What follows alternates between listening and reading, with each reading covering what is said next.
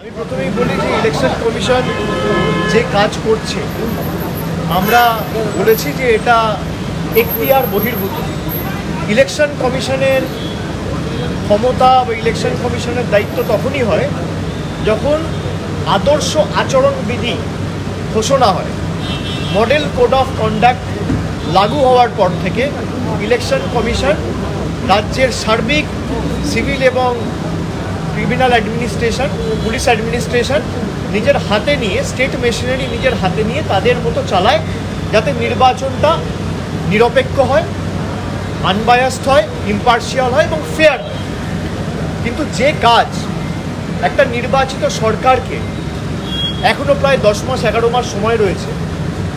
এবং প্রায় 3 মাস 4 মাস আগে থেকে শুরু হয়েছে, 1-1.5 বছর আগে থেকে সরকারকে কাজ করতে না দেবে বলে এবং নির্দিষ্ট যে বিজেপি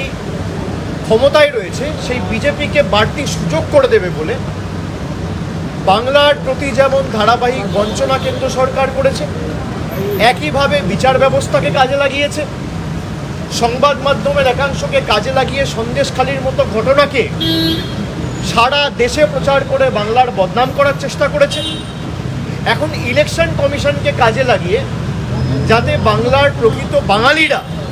বাংলা ভাষায় যারা কথা বলে, যারা বাংলায় থাকে, তারা ভোটাধিকার প্রয়োগ করতে না পারে, প্রকৃত ভোটার যারা, তাদের ভোটের অধিকার কেড়ে নেওয়ার জন্য ইলেকশন কমিশন নির্লজ্জ ভূমিকায় নেমেছে। ইলেকশন কমিশনের একটা এখতিয়ার এখন নয়, তারা রাজ্য সরকারকে জানাতে পারে কি করবে কি না করবে। একটা ইলেক্টেড গভর্নমেন্ট, যে গভর্নমেন্টকে বাংলার 12 কোটি মানুষ ভোটাধিকার প্রয়োগ করে 2021 সালে নির্বাচিত করেছে, সেই গভর্নমেন্ট একমাত্র বদ্ধপরিকর এবং জবাবদিহি 12 কোটি মানুষের প্রতি, কোনো রাজনৈতিক দল বা কোনো কেন্দ্র সরকারের প্রতি নয়।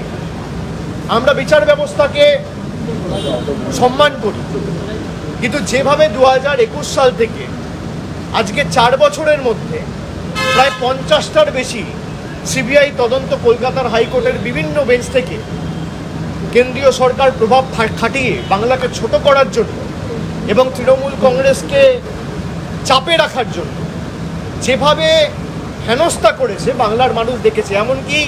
গত বছর এই সময় আরজি কর নিয়ে যেভাবে রাজ্য সরকারকে আক্রমণ করা হয়েছে, যেভাবে বদনাম করা হয়েছে, যেভাবে সারা ভারতবর্ষ জুড়ে দুর্নাম ছড়িয়ে দেওয়া হয়েছে, পরবর্তীকালে সিবিআই তদন্ত ভার গ্রহণ করার পরে যে কাজ কলকাতা পুলিশ 24 ঘন্টায় করেছে, তার বাইরে সিবিআই আজকে 1 বছর হয়ে গেল কিছু করতে পারেনি। আমি আগেও বলেছি, আবার বলছি, যে যারা বাংলাকে ছোট করছে নিজেদের রাজনৈতিক স্বার্থ চরিতার্থ করতে,